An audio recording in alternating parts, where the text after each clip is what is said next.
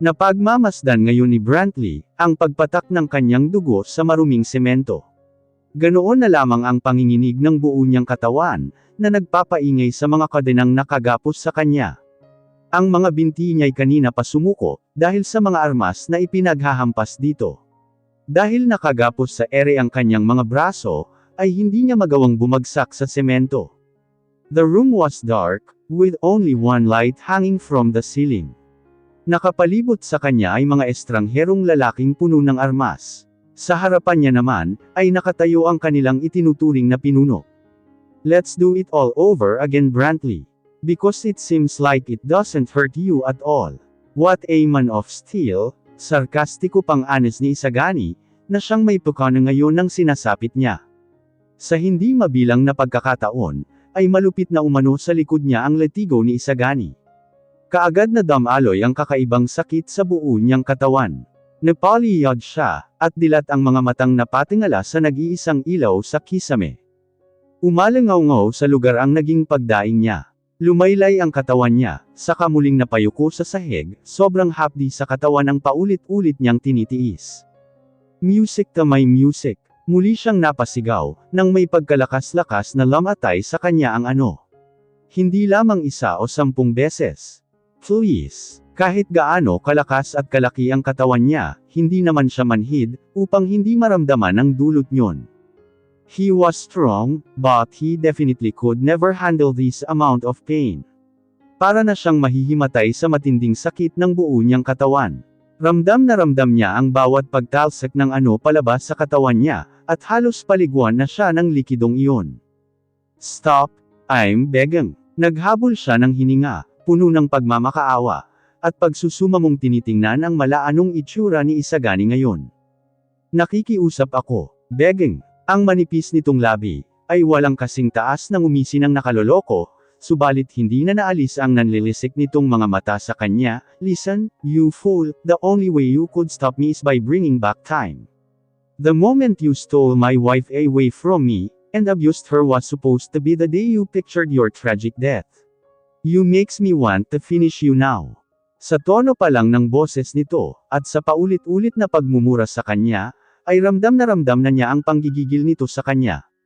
Nakatago ang galit nito sa nagkikiskisan nitong mga ngipin, at sa bawat hampas ng ano sa iba't ibang bahagi ng tumutuklap niyang balat. Kung bakit sila magkaharap ni Isagani ngayon, ay dahil sa kapabayaan niya.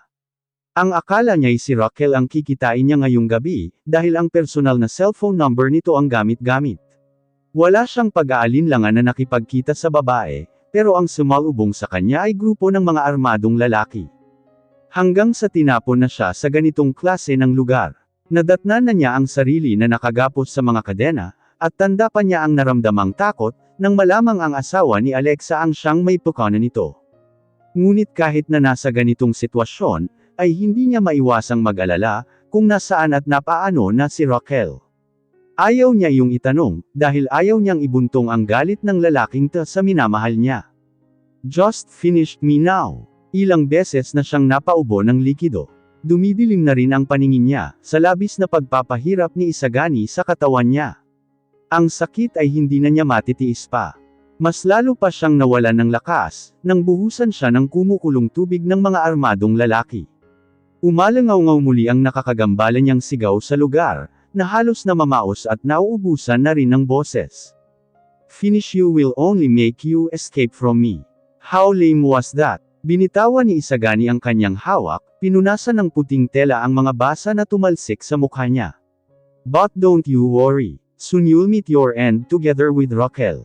At least, magkasama kayo sa huling hininga nyo. Raquel, habol-habol niya ang mga natitirang hininga. Anong ginawa mo? Matunog itong umasik. Wala pa. Drugging her every day isn't even the start of what I'm supposed to do, you know. Masyadong magaan ang makita lang siyang mabaliw. I'll make sure she'll be exposed to the world, so that even in her death, she'll be shamed, disrespected, and mocked.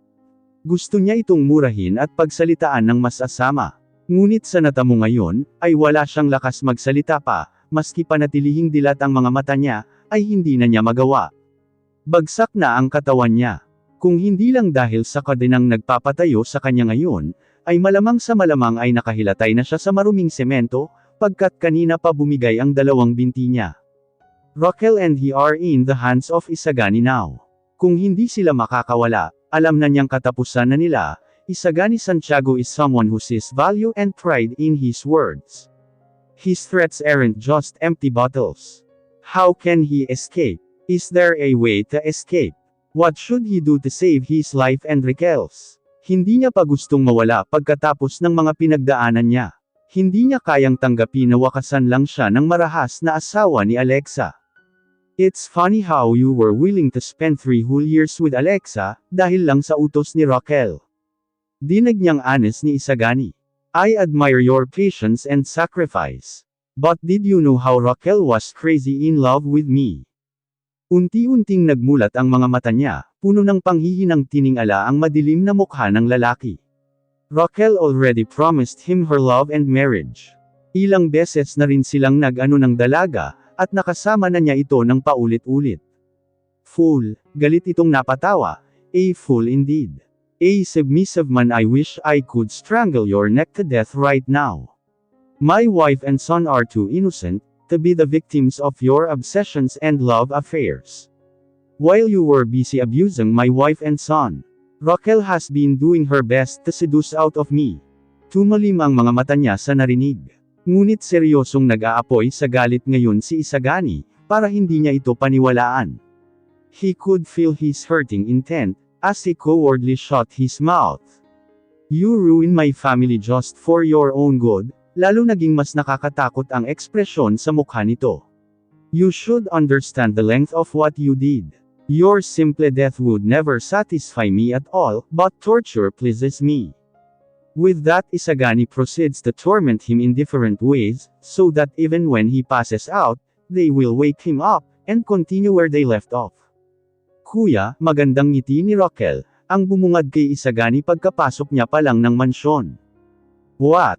Napahinto siya sa paglalakad, nang salubungin siya nito ng yakap, na akala mo'y mayroong namamagitan sa kanila.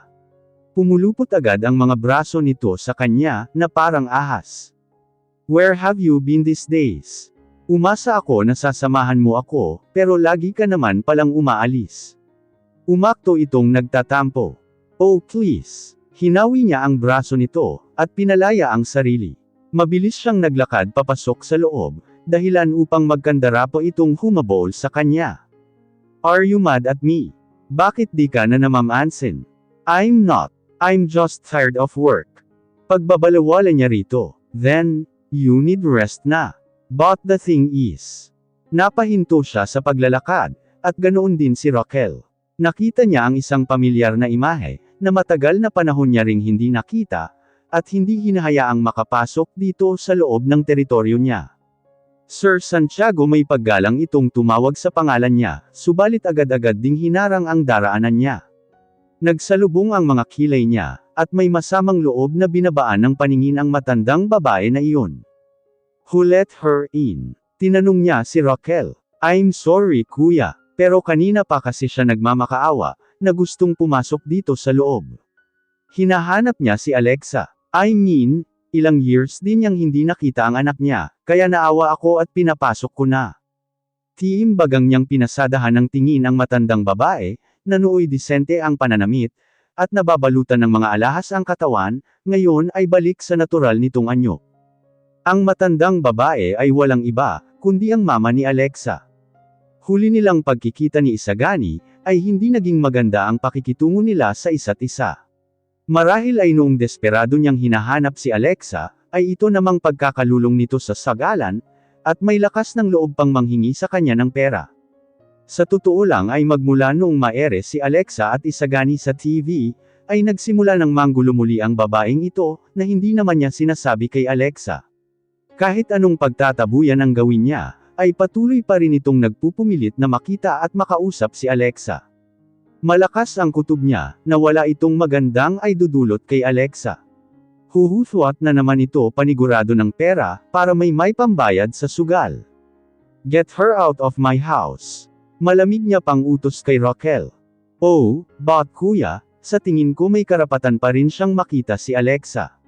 Maging ako gusto kong malaman kung nasan ba talaga si Alexa, kasi nag-aalala pa rin ako sa kanya. Ngumisi ito na muling pinulupot ang mga kamay sa kanyang braso. Isa pa, it's only necessary to check on my rival, isn't it? Nabura ng tuluyan ang ekspresyon sa mukha ni Isagani. Raquel is getting direct and blatant with him, exposing what she should keep in mind. She's getting crazy, and she has even shown a glimpse of paranoid. Hindi niya na lang ito tinugunan, sa halip ay muling binalingan ng mama ni Alexa. What do you want except for money? Dahil sinasabi ko na sayo, wala kang makukuha sakin o kay Alexa. Seryosong aniya, ang matandang babaeng to ay kailangang magtanda.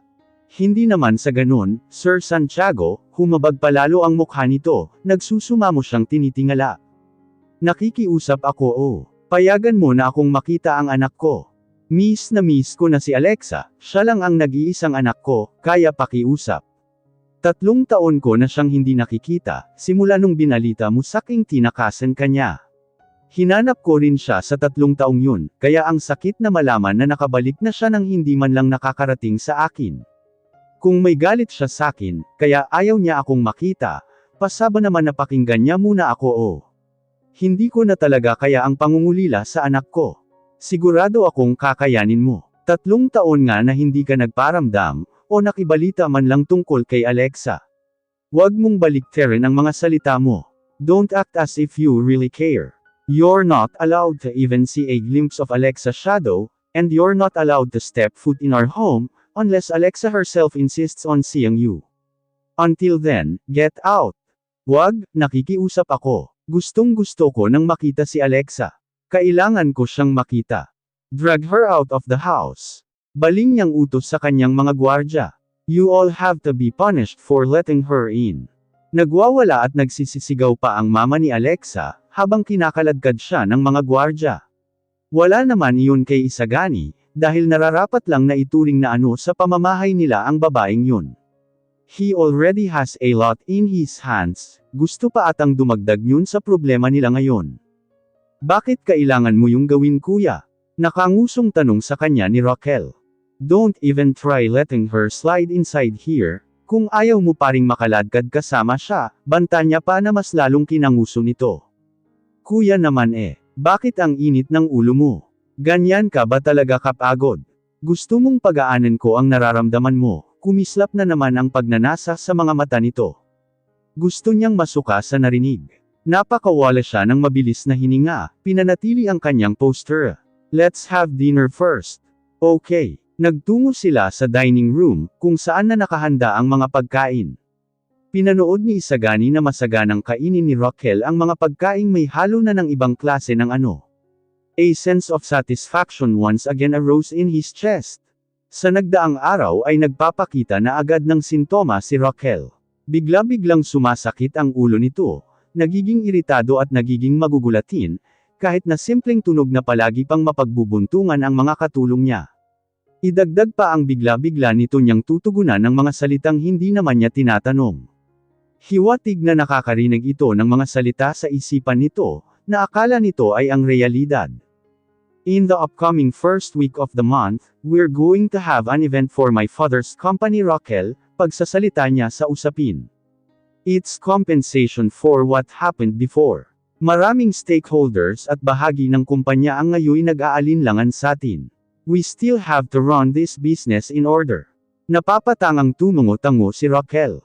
Ano na bang gagawin? What event?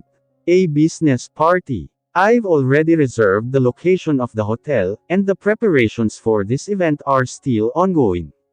You also need to prepare a lot, as you should, asked Santiago. Ngumiti ito ng matamis. So I'm going to attend there like your Mrs. Santiago. Or like your sister Santiago. Lunacy at its finest. Tumaas ang sulok ng labi niya. Your choice. Before Raquel could even reply, she slowly passed out again as the medicine took effect.